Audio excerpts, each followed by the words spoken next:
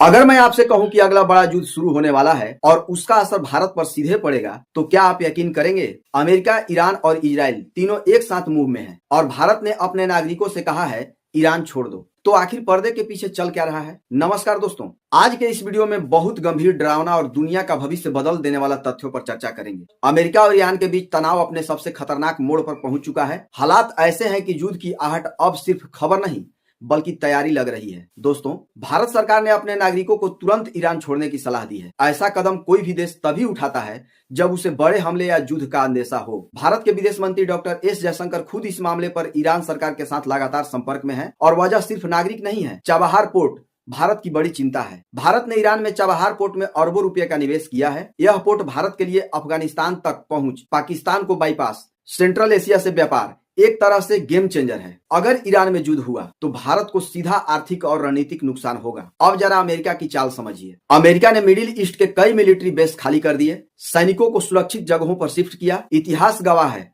जब भी अमेरिका ऐसा करता है या तो बड़ा हमला होने वाला होता है या पूरी जंग की तैयारी होती है। ईरान की खुली चेतावनी। ईरान ने साफ शब्दों में कहा है, अगर अमेरिका या इजराइल ने हमला किया तो हम उनके मिलिट्री बेस पर जवाबी हमला करेंगे। मतलब अमेरिका, इजराइल और उनके सहयोगी देश सब ईरान के निशाने पर होंगे। डोनाल्ड ट्रंप की धमाकेदार एंट्री। अब कहानी में आते हैं डोनाल्ड ट्रंप। ट्रंप ने ट्वीट कर कहा, ईरान में प्रदर्शन कर रहे लोग पैट्रियट्स हैं, अमेरिका उनका समर्थन करता है। इतना ही नहीं, ट्रंप ने ईरान के साथ सभी मीटिंग्स रद्द कर दी जब तक प्रदर्शनकारियों की हत्या नहीं रुकती। ईरान में खून खराबा, सच्चाई क्या है आइए जानते हैं। ईरान में सरकार के खिलाफ जबरदस्त प्रदर्शन चल रहे हैं। पश्चिमी मीडिया का दावा है 2000 से 20,000 लोगों की मौत हो गई है, हजारों लोग गिरफ्तार हो गए, इंटरनेट बंद कर दिया गया है, गोलियों से प्रदर्शन कुचले जा रहे हैं। ईरान सरकार इन आंकड़ों को नकारती है, लेकिन जमीन पर हालात बेहद खराब हैं। दोस्तों, इजराइल के प्रधानमंत्री बेंजामिन नेतन्याहू का विमान ग्रीस में देखा गया।